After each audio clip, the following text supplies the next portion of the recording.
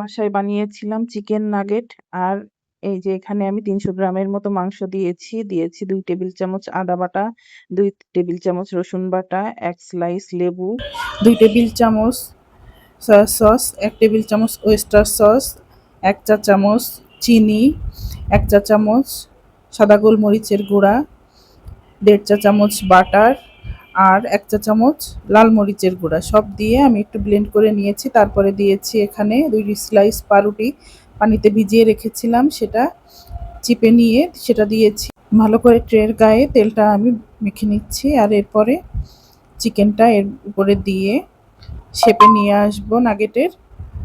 আর উপরে চিকেনের উপরে তেলটা মেখে নিয়েছি। তারপরে ছুরি দিয়ে আমি এবার নাগেটের শেপে সব নাগেটগুলো কেটে সব নাগেটসগুলো কাটা শেষ।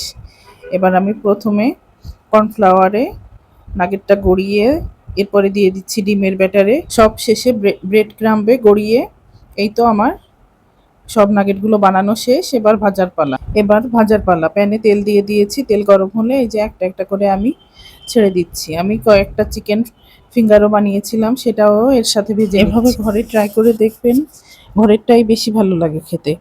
আমাদের ভিডিও যদি ফেসবুক থেকে দেখেন তাহলে অবশ্যই লাইক কমেন্ট শেয়ার করে পাশে থাকবেন, আর যদি ইউটিউব থেকে দেখেন তাহলে অবশ্যই সাবস্ক্রাইব করে যাবেন। Thank you so much for watching my video.